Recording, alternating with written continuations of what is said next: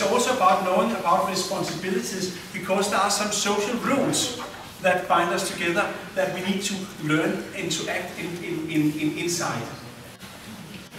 That brings me to another issue, because very often when I see self-advocate, there is a lot of ways where they could cooperate with the parents, and sometimes it comes to another situation where parents are not always willing to let go.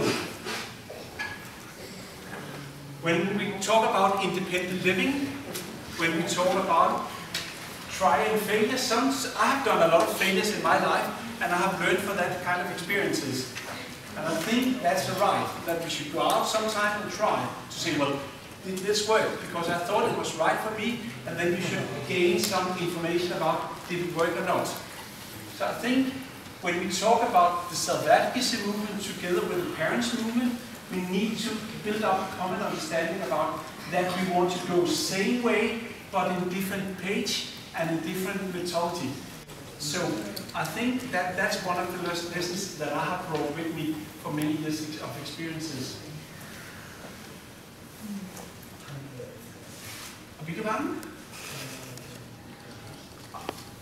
How many years have I what? Oh, I have been part of this movement since I have a brother with learning disabilities. He's an old man. He's not old, but he's 50. And I'm younger. But I have been part of that since I was very young. I think I started in this national association, which I'm employed in now, in 1988 or 86 maybe. So it's some years ago I've been part of it, and I've been on the payroll for the last 20 years, I think. Yeah. I want to know how old you start doing this. That's the number one question for me. I think my starting point was not the self-advocacy movement. My starting point was Special Olympic, because I find it difficult that my brother didn't have access for sport. So we set up a program in the local community where I was born together with my brother, and at that time I was 14. And that is many years ago. So we started to do sport, and then on top of that I was involved in the parents movement, and I said, well, we also need to set up a group of self-advocates in Denmark.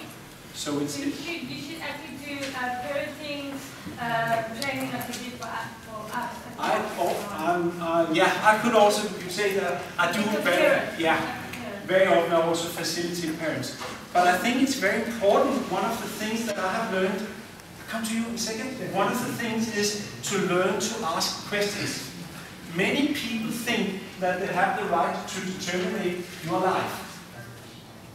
And the only way to challenge that is to ask, why do you do that?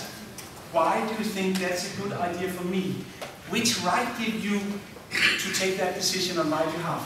I think it's so important to learn rapidly to ask the questions about why do you think you are in a position to take decisions on my life, or in my life.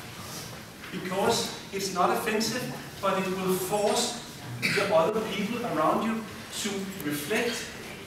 That means to think about, well, why do I think I have that right? Maybe because I have some experience, maybe because I'm employed as a staff and it's my job to support you, or there could be other reasons. But I think it's very important to start to think about and to ask